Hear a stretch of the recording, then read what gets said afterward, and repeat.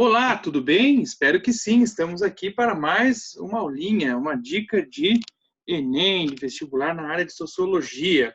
E hoje nós vamos falar um pouquinho sobre socialização.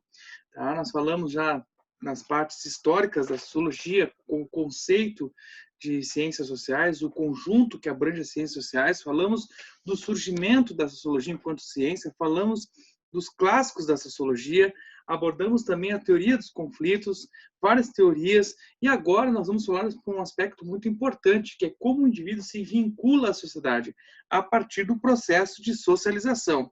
Para tanto, eu vou compartilhar um material com vocês, espero que vocês não fujam daí, tá? Para explicar para vocês aí como funciona, então, este processo, tá? A socialização. O que é a socialização? Qual é a conceituação de socialização? Deixa eu pegar aqui a minha lanterninha aqui, processo pelo qual os indivíduos aprendem sua cultura, adotando ou abandonando uma série de papéis e tomando consciência de si próprios enquanto interagem uns com os outros. Então, na verdade, a socialização é como você assimila as regras do grupo, a maneira como você adere ao propósito coletivo, muitas vezes negligenciando a si mesmo para ser aceito em meio a este contexto social. E nós temos dois tipos de socialização, a primária e a socialização secundária. O que seria a socialização primária? É a aquisição de habilidades básicas necessárias para viver em sociedade na infância. Então, a família é o principal agente de socialização primária, porque a partir da socialização primária, você vai receber aí a sua primeira carga de valores, as primeiras características que vão ser traços constitutivos da sua personalidade. E provavelmente aquilo que você assimila dentro da socialização primária, você vai carregar para o seu caixão, tá? Por quê? Porque isso você vai assimilar ali até os 7 anos, 6 anos de idade, quando você, então, sai do extrato familiar e adentra em outra esfera da cidade, como a escola, onde ali você vai ter um complexo de socializações a ter contato, certo? Já a socialização secundária, então, ela ocorre fora da família, como eu falei para vocês, né? Seus principais agentes são a escola e os grupos primários. Então, na medida em que você vai para a escola, na medida em que você começa a vivenciar a sociedade, ter contato com outros grupos, com outras agremiações, com outras culturas, você vai assimilando as diferenças. Então, a partir daí, você está adentrando na socialização secundária. É muito interessante essa tese da socialização primária e da socialização secundária, porque dependendo do tipo de indivíduo, muitas vezes ele pode ter assim uma característica mais aberta, né? Uma pessoa assim mais aberta ao contato, à comunicação, né? E aí tu percebe que esse indivíduo ele teve um trâmite melhor na socialização secundária. Já de repente indivíduos que são mais retraídos, muitas vezes indivíduos que têm dificuldade de aceitar o diferente, muitas vezes aí tem alguns problemas no que tange à socialização primária. E isso, claro, estou falando para vocês dentro de algumas interpretações no campo sociológico, tá? Nós temos aqui um teórico, né, que vai trabalhar com um conceito de self-refletido, Charles Houghton Collins.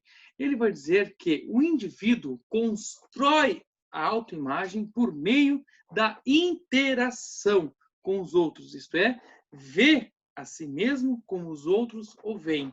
Então, na medida em que o indivíduo vai se socializando, entra em contato com outras pessoas, ele vai se afirmando, né? Ele vai se aceitando na medida que ele percebe a maneira como ele é aceito, na maneira como as pessoas o percebem.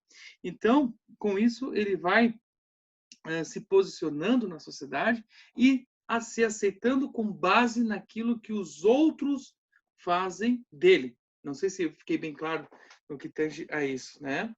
Depois nós temos aqui o conceito de autoimagem, né? Olha aqui, dependendo de como o indivíduo acredita que os outros o veem, ele constrói uma autoimagem, claro, né? Positiva ou negativa. E isso afeta profundamente o desempenho social futuro. Por quê? Se eu for me aceitar com base naquilo que os outros fazem de mim, Se as outras pessoas fazem uma imagem positiva de mim, diz, o Samuel é um cara brilhante como professor, o Samuel é um pai de família exemplar, o Samuel é um baita atleta, nossa, atleta, meu Deus, que mentira.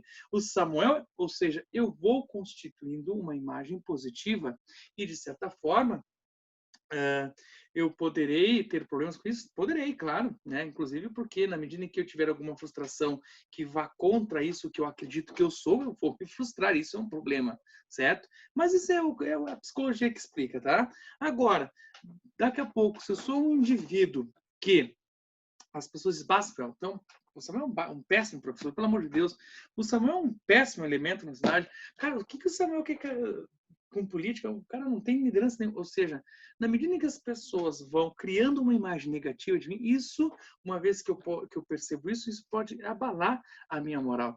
E, consequentemente, eu posso virar um coitadinho, né? O síndrome do coitadinho, aquela coisa assim, eu não consigo nada fazer certo, aí eu não consigo motivar para fazer nada porque eu já sou pessimista, porque as pessoas já acham que eu sou um fracasso, e isso abala constantemente o indivíduo no campo futuro.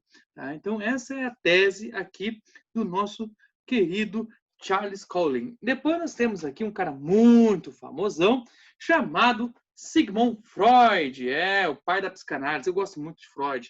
E nós temos aqui os 3 conceitos básicos de Freud. Gente, como eu falei para vocês em outros vídeos, eu estou aqui cronometrando o tempo, porque eu só tenho 15 minutos depois para conseguir subir esse vídeo. Né? Porque se passar 1 segundo além dos 15, o YouTube não aceita, tá? Mas vamos lá. Sigmund Freud. A socialização é sempre problemática, pois o ego se desenvolve mediante negação dos desejos do id, em confronto com o superego. Então, a socialização do indivíduo ele passa por essas 3 instâncias do seu ser.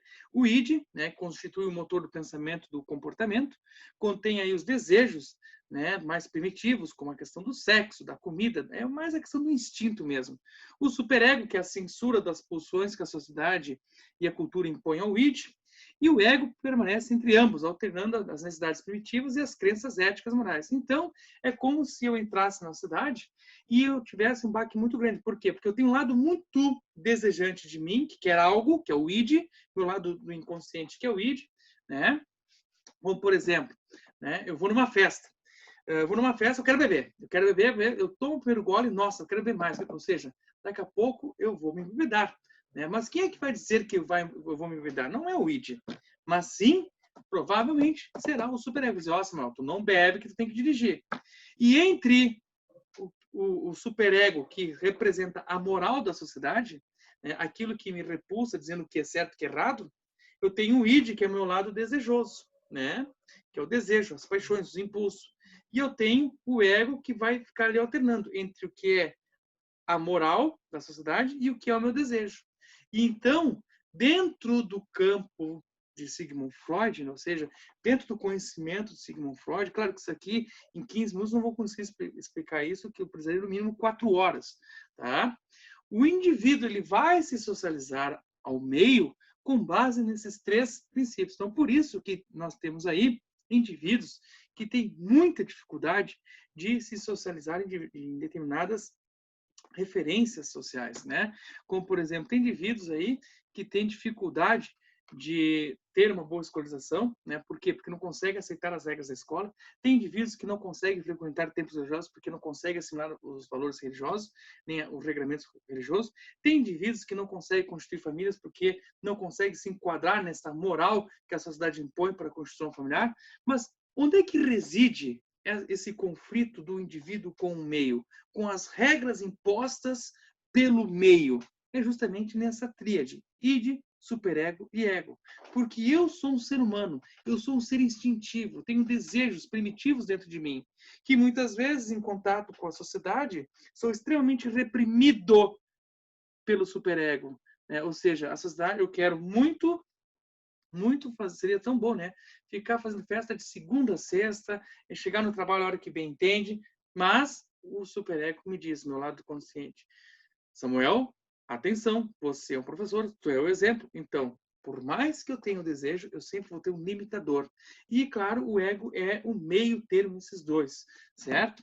Aí nós temos aqui os principais agentes da socialização. Então, onde é que o indivíduo ele se torna sociável? Na família, em primeiro momento, é onde você vai assimilar os valores que você vai carregar para o resto da sua vida. Depois, a escola, onde você vai ter o contato com outras realidades, né? Outros indivíduos que provêm de outras realidades familiares, os grupos os meios de comunicação, né? E, consequentemente, aí mais tarde, o mundo do trabalho é um ambiente de socialização. Também nós vamos ver aí a questão do transcendental, a religião, o Estado, ou seja, todas as instituições que vão te aparecer durante a tua vida vão fazer com que você tenha ou não uma boa socialização. Então, essa é a dica da aula de hoje, né? Conseguimos terminar em tempo recorde.